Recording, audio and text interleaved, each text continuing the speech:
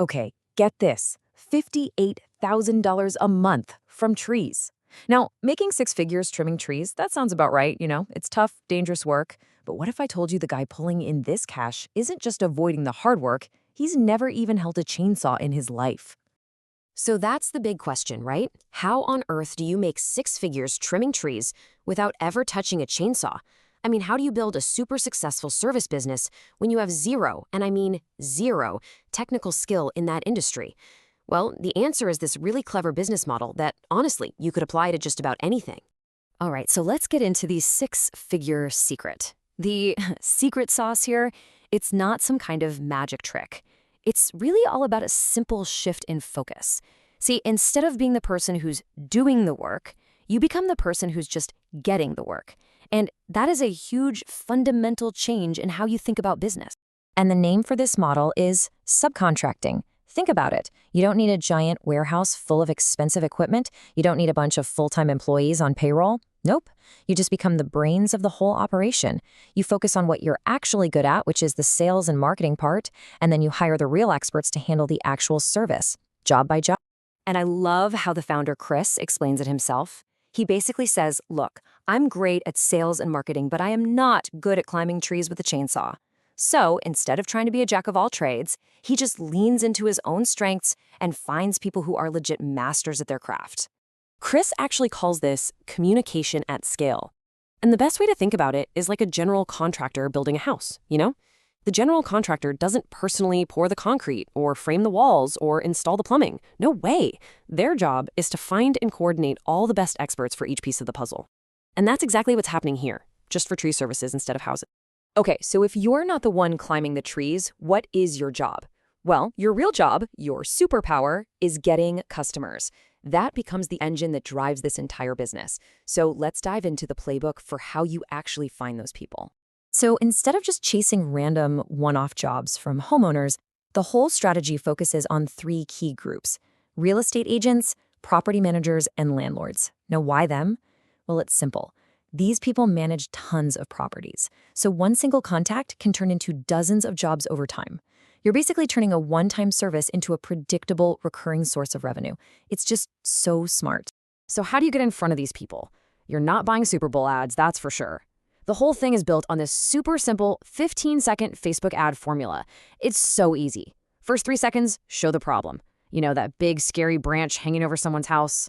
The next 3 seconds, show your service as the solution. And the last few seconds, a super clear call to action telling them exactly what to do next. But here's the real key, the thing that makes these ads work so well. They have to feel real.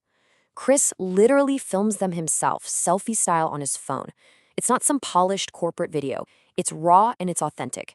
And that instantly communicates, hey, I'm a real person, I'm the owner, and I live right here in your community. And that right there builds a ton of trust. Wow, okay. This right here shows you why sometimes you just have to do the thing that's a little harder. I mean, sure, quoting a job over the phone is way easier, right? But look at that close rate, less than 50%. But when you actually drive to the site and give a quote in person, boom, it jumps to 74%. When you're talking about an average job of $1,600, that extra effort is literally worth hundreds of dollars on every single quote. All right, let's talk about building your crew, because this is where the rubber really meets the road. You can be great at getting customers, but now you got to find reliable people to actually do the work. And for a lot of people, this is the single biggest challenge.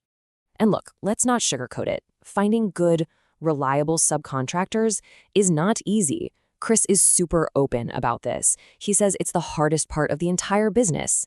It's going to be a lot of trial and error. There's just no magic wand you can wave. But there is a system you can use to seriously improve your odds. He calls it the pre-qualifying method, and it's pretty clever. You get a bunch of potential crews to meet you at a public park all at once. Then you just point to a tree and say, hey, how would you quote this job? Right away, you get to see how they price, how professional they are, and just how they think. And from that group, you pick the best one or two and give them a small, real trial job to see if they can actually walk the walk. Okay, let's talk about the part everyone's waiting for, the napkin math. The model sounds great in theory, but do the numbers actually add up? Let's break down the financials and see how this thing really works. So check out this growth. It's pretty wild. Year one, the business does $150,000 in revenue. not bad. But year 2, it triples to 450,000. And now in year 3, it's on pace to hit $700,000. This just goes to show you how incredibly scalable this model really is. So where's all that money coming from? Well, the jobs really vary. You'll have small ones for around $500, and then you'll get these huge jobs for $5,000 or more. But that sweet spot, the average job size, lands right around $1,600. Okay, this is the really important part. For every single dollar that comes in, where does it go? It's actually super simple. 50 cents goes straight to the crew doing the work. 25 cents goes to overhead, insurance, software, that kind of stuff. And that last 25 cents? That's pure profit. A 25% profit margin in a service business, that is absolutely fantastic. And now for maybe the most unbelievable number of all, the startup cost. Are you ready for this? Because you're not buying any trucks or chainsaws or fancy equipment, Chris got this whole thing started for about $500. $500. That's just an insanely low barrier to entry. Okay, so we've got the business model, we've got the marketing plan, and we've got the math.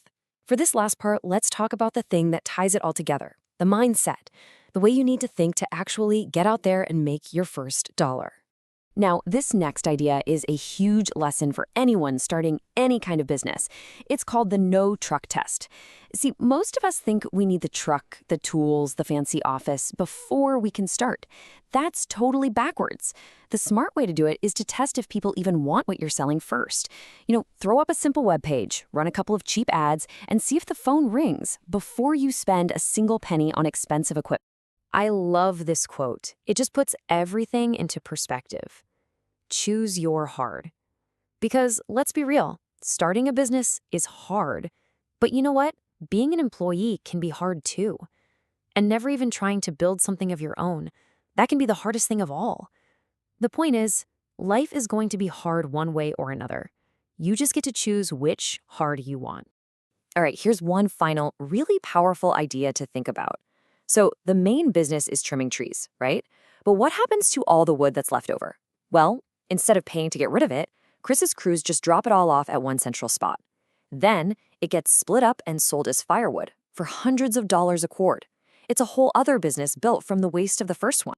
And he's got this perfect phrase for it. He calls it selling your sawdust. It's this idea that in pretty much every business, there's some kind of byproduct, some hidden asset or waste stream that you can turn into a whole new source of income. You just have to be clever enough to spot it. So that's the final thought I want to leave you with today. It doesn't matter if you're thinking about starting a tree service or something totally different. Just take a second and ask yourself, what's the hidden value in my idea? What's the sawdust that I could be selling?